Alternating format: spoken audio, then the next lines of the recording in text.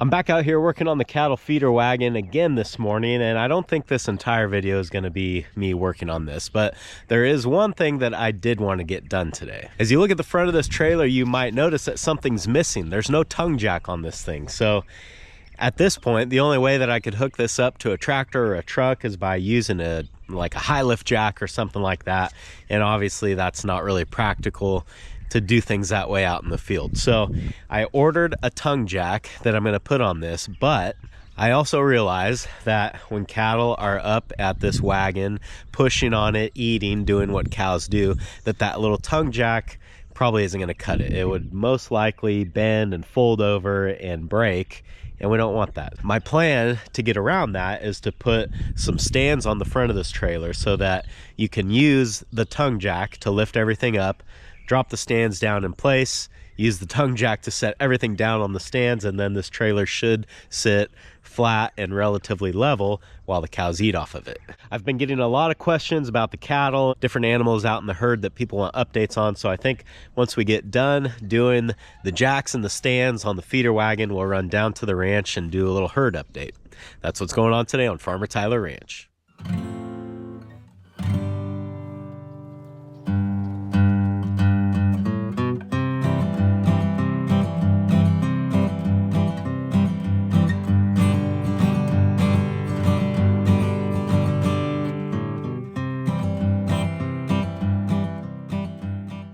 My idea for this is to put my stands up here in the front corners, and the reason for that is the wider apart they are, the more stable this whole thing's going to be.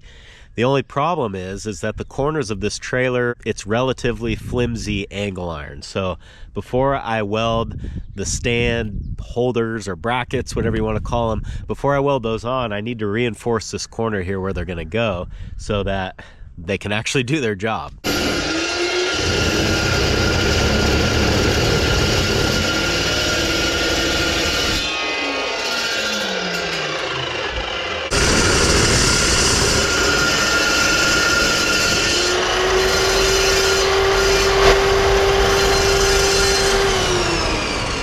Okay, so you can see the problem I'm having is the guard on the saw hits the workpiece. And I've clearly already cut this off before because I probably had that problem already. So we're gonna go ahead and trim a little bit more off of the guard, and then maybe I'll be able to make my cut finally.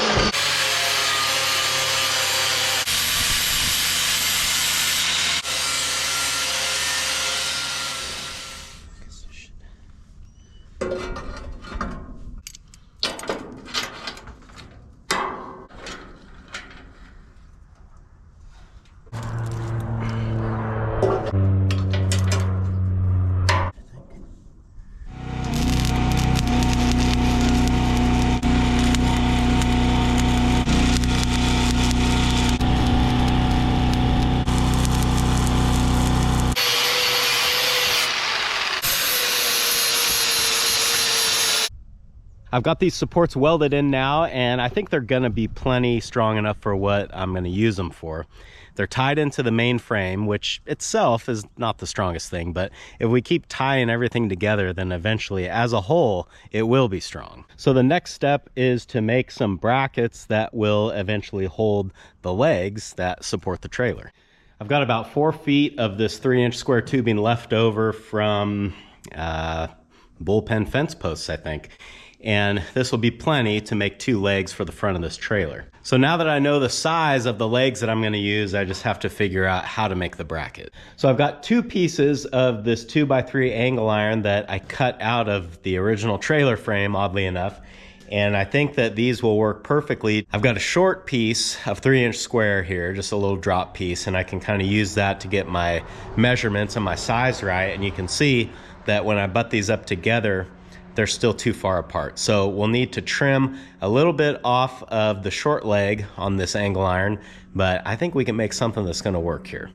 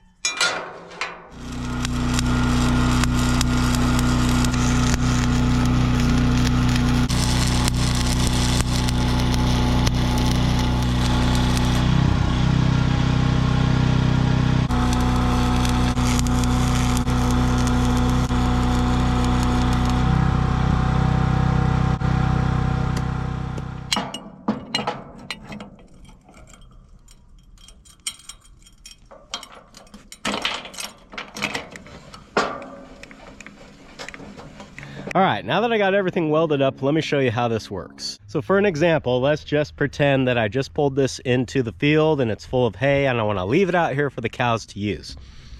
The first thing that I would do is use the tongue jack that I welded on here to unhook it from the tractor. Now the trailer will obviously freestand just like it is, but that tongue jack is pretty flimsy and it's not really meant for a lot of side-to-side force, which is probably what the cows would do to it. So the next step is to pin in my stabilizer legs, and I'm just using these bolts temporarily. This is not going to be like the final pin that I use. And with the stabilizer legs pinned into place, I can use the tongue jack to now rest the entire feeder wagon on those legs. At this point, the feeder is completely freestanding and it can withstand some side-to-side force that I know is going to be coming from those cows. So as I'm sitting here looking at this thing, I think that another nice upgrade would be to put a little jack mount up here on top of this angle iron where the cows can't reach it. I at first was thinking that, oh, I'll just throw the jack in the back of my truck or I'll put it, you know, somewhere. But don't you know, if I do that, then when I come back to move it, it's going to be in the wrong vehicle and it won't be here. A while back in the comments, I remember somebody saying that I would probably need or want stabilizer legs in the rear end of the feeder as well. But I have to say, I don't agree with that. I think that the tires are plenty sufficient to support this. This axle is pretty far towards the rear end of the trailer. And I don't really see the advantage. I mean, is it worth the time and the energy to actually do it? I don't think so. So we're gonna run it like this for now, and if I am proven wrong in the future or learn that I do need them, it's not that hard of a thing to add. In fact, aside from the rear gate that we need to build for the back here, I think the biggest thing that needs to be done is I need to get these taillights off of here. These are actually really nice LED taillights, and I will probably end up swapping these onto my flatbed trailer, which has bulbs that I don't really care for. These will not live very long back here in this configuration, so I definitely don't want those to go to waste. All right, well, I feel pretty good about how much I got done on this today. It wasn't a ton, but you know, every day, a little bit more, a little bit more. So let's run down to the ranch and check on the cows.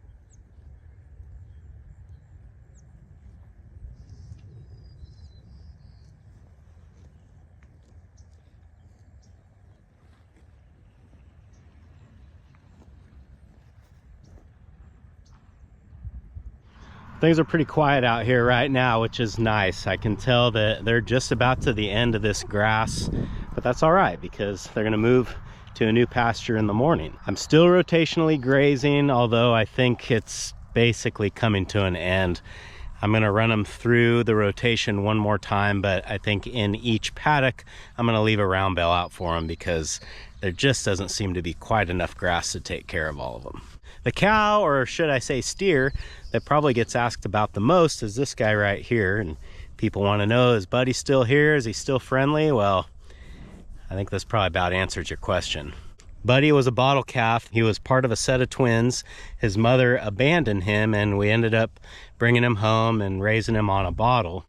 Well, usually I'm good about this, but this time it kind of slipped through my fingers and he kind of became a pet. My wife got attached to him, my daughter got attached to him, and you know, here he still is. So for the longest time, he was kind of a dwarf.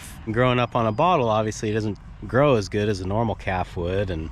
But now, I mean, I guess for as old as he is still pretty small. But just, you know, in general, he's pretty big now. It's hard to believe that he was in our kitchen at one point. You can see these calves are plenty big and they are ready to be weaned, but I'm just not quite ready to wean them yet. I'm hoping maybe in another week or so we'll be able to wean them off of their moms, get everybody through the chute, vaccinated and all that good stuff. This is our recipient cow that we bought from Jeremy at Split Creek Ranch a couple months ago. This is the surrogate mother, I guess you would say, for our little bull calf. As you can see, she is fitting in with the herd really nicely now. I know when we first got her, it wasn't uncommon to see her kind of off by herself, but Now she really blends in. I actually have to look for her to find her. And in the beginning, it was easy to just look out in the pasture and you could automatically see which one was her because it was the one way off by itself. Even though she's nursing that little bull calf, she still has fantastic body condition, really a nice cow. And I'm excited to see what kind of calves we get out of her. Obviously, the calf that she has now genetically is not hers. We still have our loner bull here this year, and I'm gonna have to write down his tag number because he is so gentle. I really like this bull. I don't worry about him. I mean, you never turn your back on a bull. That's just kind of rule of thumb, but you can see how gentle he is. I'm really not afraid of this guy. I can tell that he's getting bored. As you can see, he's sniffing cows and looking around for something to do, but there just really isn't anything for him to do, which is good because that means that he's done his job. I expect to get a call from the owner any day now to send him back home, but until then, he's just hanging out.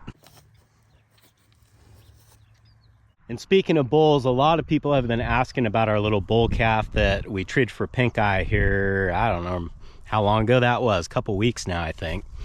He seems to be healing up very well. I don't notice his eye running anymore. The white spot is gone, and it's kind of, as the eye heals itself, it'll kind of go from white to pink and then back to normal. And he's still sort of in the pink normal phase. He's moving the right way for sure. He's still not super friendly. As you can see, I can't really get that close to him yet. I'm hoping to try to win him over this year, but we'll just have to see. I guess I need to hurry up and do that because pretty soon he's going to be big, and if he doesn't want to be friends, then we might have a problem. And then there is our other little bull calf that, I mean, I kind of refer to him as a yearling. He's not quite a yearling yet. He is on the same schedule as my other calves here, meaning that he was born in the beginning of March when a lot of these other guys were born. So some people have been asking about whether he's weaned yet or not, or what his deal is. Well, his deal is that he's still out with his mother out here just like all the other calves, and when they get weaned, he will get weaned as well. So for now, things are nice and peaceful out here. Everyone's doing well. I don't have any cows or calves that I'm worrying about, and that's a really good place to be. In a couple of weeks though, that's all gonna change. It's not gonna be quiet out here. We're gonna hear a lot of crying from both mamas and babies as we get these calves weaned and start moving everybody on to the next step in life.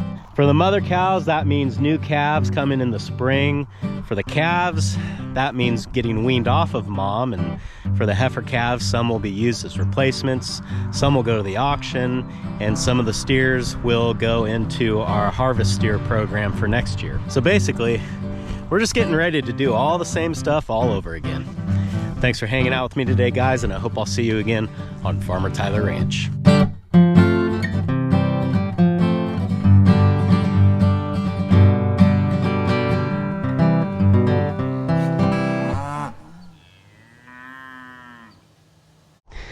And it is just killing you to stay on the right side of the fence, isn't it? But you're doing it.